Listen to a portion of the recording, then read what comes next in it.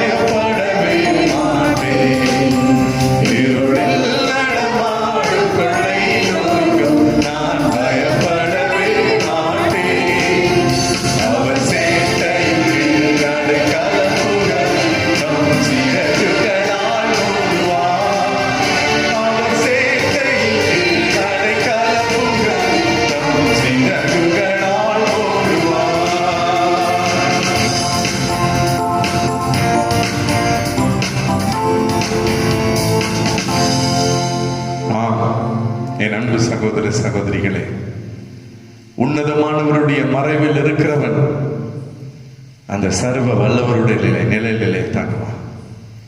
அவனுக்கு வருகிற ஆசீர்வாதங்களை குறித்து கடந்த செய்தியில உங்களோடு கூட நான் பகிர்ந்து கொண்டேன்.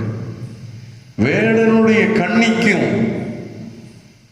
பாழாக்கும் கொள்ளை நோய்க்கும் நம்மை தப்ப வைக்கிறவர். வாசிக்க கேட்போமா? சங்கீதம் 91:3 அவர் உன்னை வேடனுடைய கண்ணிக்கும் பாழாக்கும் கொள்ளை நோய்க்கும் தப்புவிப்பார். பாழாக்கும் கொள்ளை நோய்க்கும் தப்புவிப்பார். வேடன் எப்படியெல்லாம் கண்ணி வைக்கிறானோ அதே போல பிசாசு நமக்கு எப்படியெல்லாம் கண்ணி வைத்து நம்மை வீழ்த்துகிறான் என்பதை கடந்த செய்தியிலே ஜெபத்தோடு தியானித்தோம். இன்று அதே வசனத்தினுடைய பிற்பகுதியை தியானிக்க போகிறோம். வேடனுடைய கண்ணிக்கு மட்டுமல்ல, நம்மை பாழாக்கும் கொள்ளை நோய் என்று வேதம் சொல்லுகிறது. நோய் வந்துவிட்டால் போதும், அது நம்மை பாழாக்கி விடுகிறது. நம்முடைய சரீரத்தை அது சின்னாபின்னமாக்கி விடுகிறது. நோய் ஒரு கொடிய வேதனையான ஒரு காரியம். நோயற்ற வாழ்வே குறைவற்ற செல்வம் என்று சொல்லுவார்கள். வியாதி வந்தால் அதை விட ஒரு வேதனை ஒன்றுமே இல்லை. சரீரத்தை தாக்கக்கூடிய நோய்களும் உண்டு. ஆவி ஆத்மாவை தாக்கக்கூடிய நோய்களும் உண்டு. சரீரத்தை நோய் கிருமிகள் தாக்குகிறது.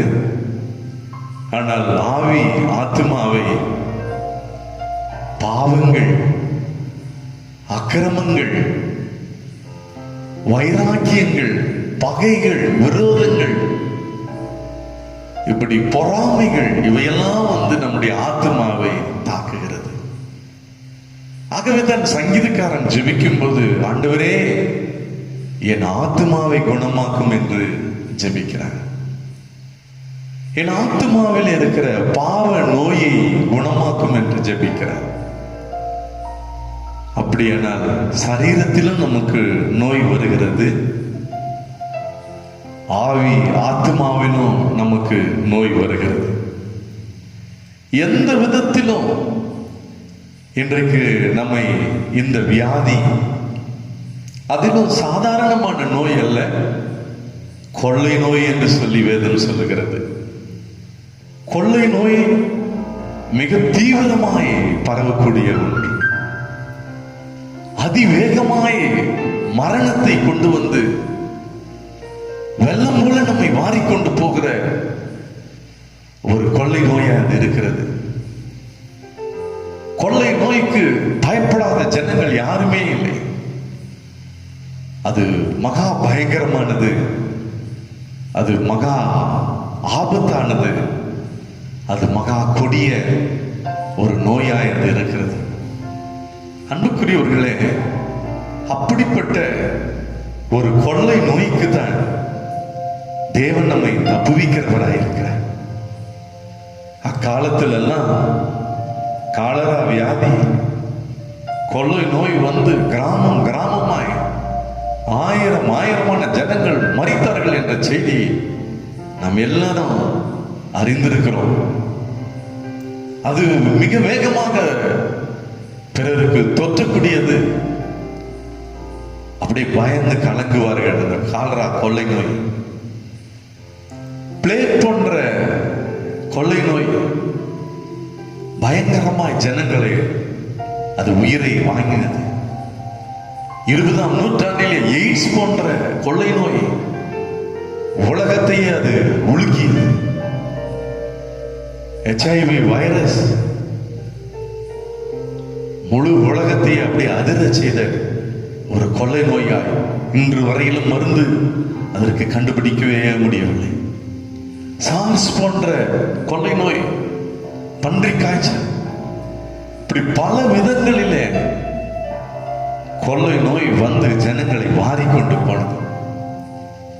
இன்று பாருங்கள், சைனாவில் தோன்றின இந்த கொரோனா வைரஸ் இத்தாலி மற்றும் எல்லா நாடுகளுக்கும் எதிர்பார்க்கவே இல்லை.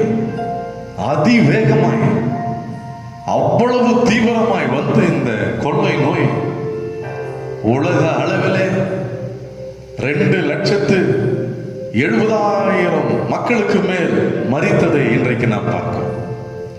லட்சக்கணக்கில் என்றும் மரித்துக் கொண்டு தான் இருக்கிறார். இந்த கொள்ளை நோய் தீவிரமாய் பரவிக்கொண்டே தான் இருக்கிறது. இதை தடுக்க எந்த விஞ்ஞானியாலும் முடியவில்லை.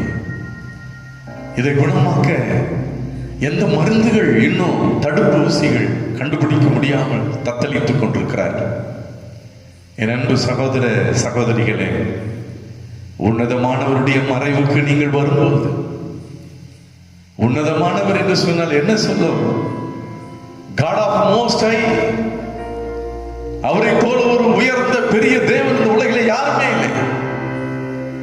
அந்த பெரிய தேவ சமூகத்தில், அவருடைய செட்டைகளின் மறைவில், சர்வ வல்லவருடைய நிலையில நீங்கள் வரும்போது, உங்களை பாழாக்கிற இந்த கொள்ளை நோய்க்கு அவர் உங்களை தப்புவிப்பார் என்று ஆண்டவருடைய வசனம் சொல்லுகிறது. இந்த கொள்ளை நோயிலே நாம் சாக மாட்டோம். நம்மை தப்புவிக்கிற தேவன் நம்மோடு கூட இருக்கிறார் என்ற ஒரு அருமையான ஒரு நற்செய்தி. பாருங்கள், இஸ்ரவேலை அடிமைப்படுத்தின பார்வோனுடைய நாட்கள்ல ஆண்டவர் 10 விதமான வாதைகளினாலே பார்வோனை அவர் வாதித்தார். யாத்திரையாகமத்தின் புத்தகம் 9ஆம் அதிகாரம் 15வது வசனத்தை நாம் வாசிக்க கேட்டோம். உன்னையும் உன் ஜனங்களையும் கொள்ளை நோயினால் வாதிப்பேன். கொள்ளை நோயினாலே நான் வாதிப்பேன். ஆண்டவர் பாருங்கள், தேவ கோபாக்கினை பார்வோன் மேலும் அவனுடைய ஜனத்தின் மேலும் எகிப்தின் மேலும் வருகிறது. கொள்ளை நோயினாலே நான் உன்னை வாதிப்பேன். ஆனால் அதே கோசேன் நாட்டில் இருக்கிற இஸ்ரவேல் ஜனங்களை வாதை கூட அணுகவில்லை. பொல்லாப்பு அவர்களுக்கு நேரிடவில்லை. அவர்களுடைய வாசஸ்தலங்களிலே வெளிச்சம் இருந்தது. அவருடைய வீடுகளிலே ஜீவனானவர் இருந்தார். அங்கே மரணம் இல்லை, அங்கே ஜீவன், அங்கே சந்தோஷம், அங்கே சமாதானம், அங்கே பாதுகாப்பு. காரணம் என்ன தெரியுமா? கொள்ளை நோய்க்கு தப்பு வைக்கிற தேவன் இஸ்ரவேல் ஜனங்களுக்கு அடைக்கலமாய் அவர் தாபரமாய் இருந்தார். அதே தேவாதி தேவனை தான் இன்றும் நாம் ஆராதித்துக் கொண்டிருக்கிறோம். அந்த இஸ்ரவேலின் ராஜா தான் நமக்கும் அடைக்கலமாய் இருக்கிறார், நமக்கு கோட்டையாய் இருக்கிறார், நமக்கு தஞ்சமாய் இருக்கிறார். ஆகவே வாதை நம்முடைய கூடாரத்தை அணுகார், பொல்லாப்பு நமக்கு நேரிடாது. கொள்ளை நோய்க்கு ஆண்டவர் நம்மை தப்புவித்து நம்மை உயிரோடு கூட வைக்கிற தேவன் அவர் நம்மோடு கூட இருக்கிறார். கடைசி காலங்களில் ஆண்டவர் இயேசு சொன்னார், மத்தேயு எழுதின சுவிசேஷம் 24ஆம் அதிகாரம் 7வது வசனத்துல, ஜனத்துக்கு விரோதமாய் ஜனமும் ராஜ்யத்துக்கு விரோதமாய் ராஜ்யமும் எழும்பும். பஞ்சங்களும் கொள்ளை நோய்களும் பூமி அதிர்ச்சிகளும் பல இடங்களில் உண்டாகும். பல இடங்களிலே பாருங்கள், பஞ்சம் வரும். கடைசி காலங்களில் பூமி அதிர்ச்சி வரும், கொள்ளை நோய் வரும் என்று ஏசாண்டவர் சொன்னார். இது ஆண்டவருடைய 2ஆம் வருகைக்கான ஒரு அடையாளம் என்பதை இன்னைக்கு நீங்களும் நானும் அறிந்து இன்னைக்கு ஆயத்தப்பட வேண்டிய மக்களாய் நாம் காணப்படுகிறோம். எந்த நேரத்திலே மரணம் நம்மை சந்திக்கும் என்று தெரியாது, அல்லது எந்த நேரத்திலே ஆண்டவருடைய வருகை இருக்கும் என்று நமக்கு தெரியாது. எப்பொழுது நம்ம விழித்திருந்து ஜெபம் பண்ணி ஆயத்தம் உள்ளவர்களாய் நாம் இருக்க வேண்டும் என்பதுதான் தேவனுடைய கட்டளை. அன்புக்குரியவர்களே, இந்த கொரோனா வைரஸ், இந்த கொள்ளை நோய் ஆண்டவருடைய வருகையை நமக்கு ஞாபகப்படுத்தி கொண்டிருக்கிறது. ஆகவே இந்த உலகத்தினுடைய பொல்லாத வழிகளை விட்டு நம்ம மனம் திரும்பி தேவனுடைய ராஜ்யத்துக்கு நம்ம தகுதி உள்ளவர்களாய், நம்மை ஆயத்தப்படுத்த வேண்டிய மக்களாய், நம்மோடு கூட இருக்கிற மற்றவர்களை ஆயத்தப்படுத்த வேண்டிய ஒரு காலகட்டத்தில் இன்றைக்கு நாம் இருக்கிறோம். இனி காலம் செல்லாது நாம் மனம் திரும்பி சுசேஷத்தின் மேல் நம்பிக்கையுள்ளவர்களாய் ஆண்டவருடைய 2ஆம் வருகைக்கு நாம் ஆயத்தம் உள்ளவர்களாய் காணப்பட வேண்டும் என்பது இந்த கொள்ளை நோய் நமக்கு ஒரு எச்சரிப்பாய் இருக்கிறது. உபாகமத்தினுடைய புத்தகம் 28ஆம் அதிகாரம் 21வது வசனத்தை நாம் வாசிக்க கேட்போம். நீ சுதந்தரிக்கும் தேசத்தில் கர்த்தர் உன்னை நிர்மூலமாக்க மட்டும் கொள்ளை நோய் உன்னை பிடித்துக் கொள்ள பண்ணுவார். கொள்ளை நோயை உன்னை பிடித்துக் கொள்ளும்படி பண்ணுவார். எப்பொழுது அந்த கொள்ளை நோய் உன்னை பிடித்துக் கொள்ளும்? தேவ கோபம் உன்மேல் வரும்போது.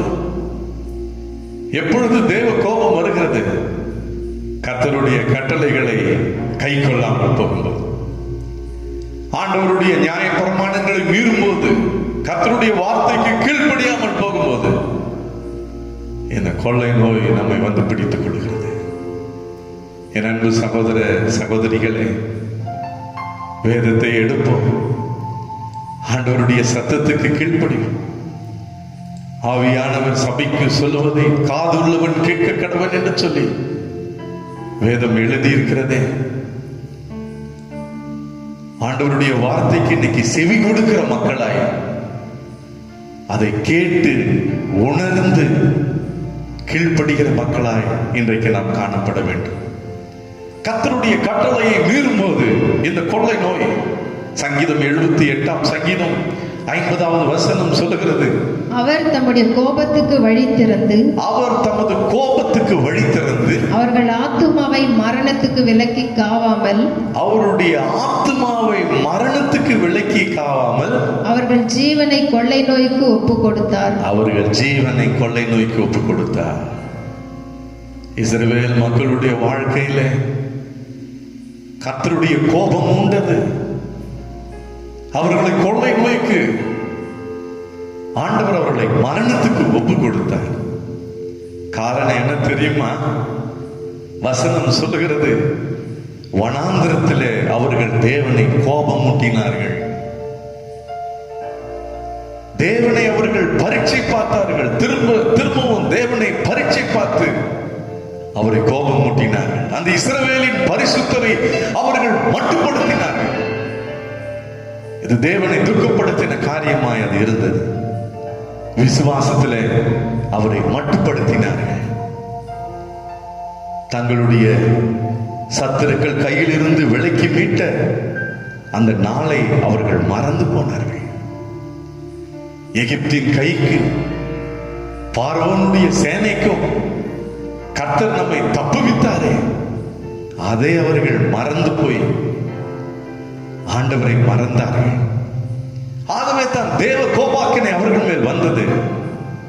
அவர்களை கொள்ளை நோய்க்கு ஆண்டவர் ஒப்பு கொடுத்தார் என்று சொல்லி, தேவ கோபாக்கினைக்கு அவர்கள் ஆளானார்கள் என்று சொல்லி எங்க ஆண்டவருடைய வசனம் சொல்லுகிறது.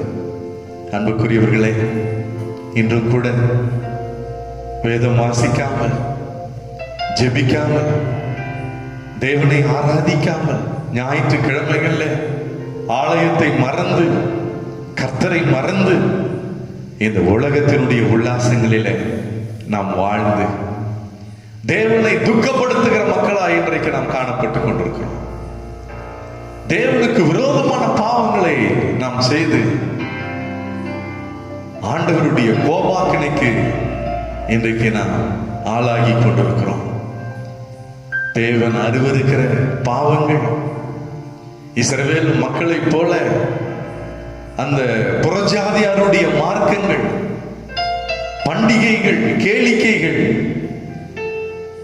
நோவாவின் நாட்கள்ல நடந்தது போல மனுஷகுமார நாட்கள்ல நடக்கும் என்று ஆண்டவர் சொன்னாரு.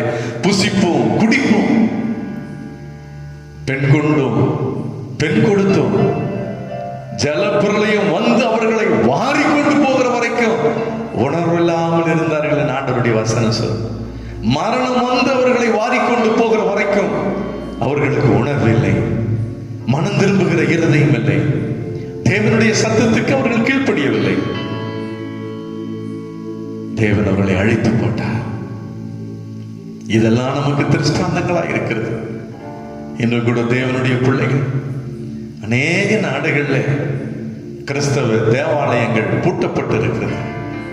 ஆராதனை நடக்காமல் கிறிஸ்தவ தேவாலயங்கள் விற்கப்பட்டு, பரிதாபமான ஒரு நிலைமை, மூடப்பட்டு விற்கப்பட்டு, அப்படி எங்கேயோ ஆராதனை நடந்தால் அதில் யாரோ வயதானவர்கள் மட்டும் அந்த ஆராதனையில பங்கு கொண்டு, சிறுவர்கள் வாலிபர்கள் ஆராதனையில இல்லாமல் தேவனை துக்கப்படுத்துகிற ஒரு வாழ்க்கையை இன்றைக்கு நாம் வாழ்ந்து கொண்டிருக்கிறோம். தேவனை பரீட்சை பார்க்கிறோம். விசுவாசத்திலே ஆண்டவரை நாம் மட்டுப்படுத்துகிறோம். ஆகவேதான் இப்படிப்பட்ட கொள்ளை நோய்க்கு, கொரோனா இந்த வைரஸ் கொள்ளை நோய்க்கு ஆண்டவர் அதை அனுமதிக்கிறார். அன்புக்குரியவர்களே, நாம் மனம் திரும்ப வேண்டிய ஒரு காலத்துக்கு நாம் வந்திருக்கிறோம். தேவன் மேல விசுவாசம் உள்ளவர்களாய் இன்றைக்கு நாம் மாற வேண்டும். உலகத்தை அல்ல, உலகத்தில் உள்ளவர்களை அல்ல. பெரிய பெரிய வல்லரசு நாடுகள் எல்லாம் மருத்துவத்தை நம்பினார்கள், மருத்துவம் நம்மை காப்பாற்றும் என்று. விஞ்ஞானிகளை நம்பினார்கள், சயின்டிஸ்டுகள் நம்மை காப்பாற்றுவார்கள் என்று. பணத்தை நம்பினார்கள், பணம் நம்மை காப்பாற்றும் என்று. எல்லா வசதிகளும் நமக்கு இருக்கிறது, வல்லரசு நாடாக நாம் இருக்கிறோம், ஒருவரும் நம்மை அசைக்க முடியாது என்று நினைத்தார்கள். இந்த சின்ன கொரோனா வைரஸ் எவ்வளவு ஒரு பயங்கரமான ஒரு அழிவை உலக நாடுகளுக்கு இது கொண்டு வந்தது. தேவன் ஒருவர் உண்டு என்பதை இன்றைக்கு நாம் மறந்து போகும்போது ஆண்டவருடைய கோபாக்கினைக்கு நாம் ஆளாகிறோம். அன்புக்குரியவர்களே, இன்று உண்மையாய் நம் பாவங்களை விட்டு மனம் திரும்பி, நம்முடைய மீறுதல்கள் அக்கிரமங்களை விட்டு நம்ம மனம் திரும்பி ஆண்டவருடைய சமூகத்துக்கு நம்மை ஒப்பு கொடுத்து வேதத்திலும் ஜபத்திலும் உறுதியாய் நாம் தரித்திருக்கும் போது, அந்த உன்னதமானுடைய மறைவிலே நாம் வந்து அடையும் போது, அந்த சர்வ வல்லவருடைய நிழல் நம்மை பாதுகாக்கக்கூடியதாக இருக்கிறது. அப்பொழுதுதான் தேவன் இந்த வாக்குத்தத்தத்தை கொடுக்கிறார். வேடனுடைய கண்ணிக்கும் உன்னை பாழாக்கி கொண்டிருக்கிற கொள்ளை நோய்க்கும் தப்பு வைப்பார். அதே 91வது சங்கீதம் 6வது வசனத்தை வாசித்து நம்ம அந்த செய்தியை முடிக்கலாம். இருளில் நடமாடும் கொள்ளை நோய்க்கும், இருளில் நடமாடும் கொள்ளை நோய்க்கும், மத்தியானத்தில் பாழாக்கும் சங்காரத்துக்கும் மத்தியானத்தில் பாழாக்கும் சங்காரத்துக்கும் பயப்படாதிருப்பாய். பயப்படாதிருப்பாய்.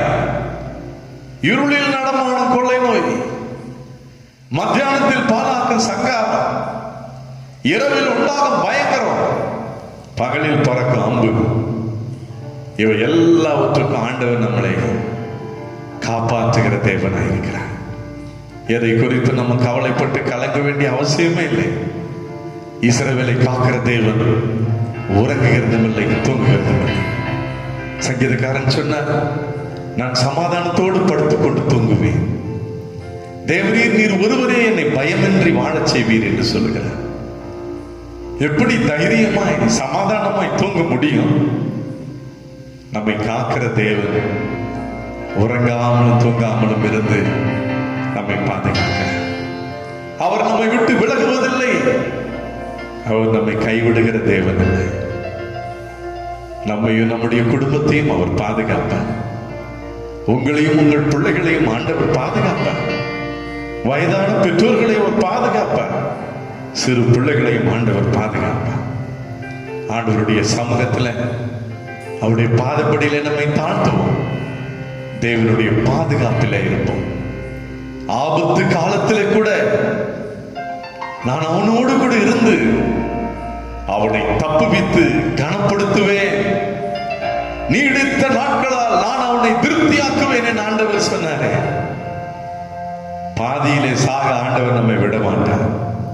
இந்த நோயிலே அதிலிருந்து கொள்ளை நோயிலே சாக தேவன் நம்மை அனுமதிக்கவே மாட்டார். நீடித்த நாட்களால் நம்மை திருப்தியாக்கி ரட்சிப்பை அவர் வெளிப்படுத்துவார். நாம் சாகாமல் உயிரோடு கூட இருந்து தேவனுடைய செய்கைகளை இந்த உலகத்துக்கு நாம் விவரித்து சொல்லுவோம். அவருக்கு சாட்சியாய் வாழுவோம். அவர் நாம மகிமைக்காகத்தான் ஒவ்வொரு நாளும் ஆண்டவர் நம்ம ஜீவனோடு வைத்திருக்கிறார்.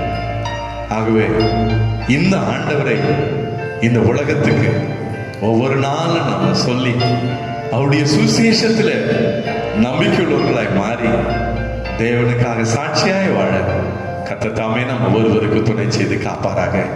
ஆமென். கண்களை மூடி நாம் ஜெபிக்கலாம். நல்ல பிதாவே, இந்த நல்ல ஆசீர்வாதமான உம்முடைய வாக்குத்தத்த வசனங்களுக்காக நன்றி அப்பா. பயம் நிறைந்த உலகத்துல வியாதிகள் பெருகி போயிருக்கிற, அதிலும் கொள்ளை நோய்கள் பெருகி போயிருக்கிற காலத்துல தேவன் எங்களுக்கு அடைக்கலமா இருக்கிறீர், பலனா இருக்கிறீர். எங்கள் ஆபத்து காலத்துல எங்களுக்கு அனுகூலமான துணையா இருக்கிறேன். ஆண்டவரே, வேடனுடைய கண்ணிக்கும் பாழாக்கும் கொள்ளை நோய்க்கும் உன்னை தப்புவிப்பார் என்று சொன்ன அந்த வாக்கு தத்தத்தின்படி இன்று இந்த வார்த்தைகளை கேட்டுக் கொண்டிருக்கிற ஒவ்வொரு பிள்ளைகள் மேலே உம்முடைய காயப்பட்ட கரம் அமரும்படியாய் நான் ஜெபிக்கிறேன். உம்முடைய செட்டைகளை நிழல் அவர்களை மூடும்படியாய் ஜெபிக்கிறேன். அந்த சர்வ வல்லவருடைய நிழல் ஆண்டவரே இருக்கும்படியா, ஆண்டவரே அவர்களை உடைய ரத்த கோட்டைக்குள்ளாய் நான் ஒப்பு கொடுக்கிறேன் ராஜா. ஒருவருக்கு ஒரு தீங்கு வராதபடி ஆண்டவரே குடும்பங்களை தாங்குவீராக, தப்புவிப்பீராக, கனப்படுத்துவீராக. நீடித்த நாட்களால் ஒவ்வொருவரையும் திருப்தியாக, மரண பயத்திலிருந்து ஒவ்வொருவரையும் விடுதலையாக, ஜீவனானவர் ஒவ்வொருவரையும் வாழ்வை நீர் அப்படியே செய்கிற கிருபைக்கு கோடா கோடி ஸ்தோத்திரம். துதிகன மகிமை வருவதற்கே ராஜா. இயேசு கிறிஸ்துவின் மூலம் ஜெபிக்கிறோம் ஜெபங்கள் நல்ல பிதாவே. ஆமென், ஆமென். என் ஆத்துமாவே கர்த்தரை ஸ்தோத்திரி, என் முழு உள்ளமே பரிசுத்த நாமத்தை ஸ்தோத்திரி. என் ஆத்துமாவே கர்த்தரை ஸ்தோத்திரி, கர்த்தர் செய்த சகல உபகாரங்களையும் மறவாதே. ஆமென். அருமை ஆண்டவராகிய இயேசு கிறிஸ்துவின் கிருபையும் பிதாவாகிய தேவனுடைய அன்பும் பரிசுத்த ஆவியானுடைய அந்யோன்ய ஐக்கியத்தில் பாதுகாப்பும் நம் அனைவரோடும் இன்றும் என்றும் சதா காலம் தங்கியிருந்து கர்த்தர் தாமே நம்மை ஆசீர்வதித்து காப்பாராக. ஆமென், ஆமென். God bless you all. God bless you.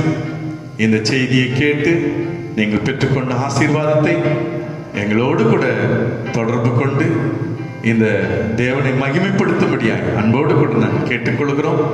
மறக்காமல் இதை சப்ஸ்கிரைப் பண்ணி ஆண்டவருடைய இந்த ஊழியத்தை நீங்கள் இன்னும் உற்சாகப்படுத்தும்படியாக, தேவனை மகிமைப்படுத்தும்படியாக உங்களை அன்போடு கூட நாங்கள் கேட்டுக்கொள்கிறோம்.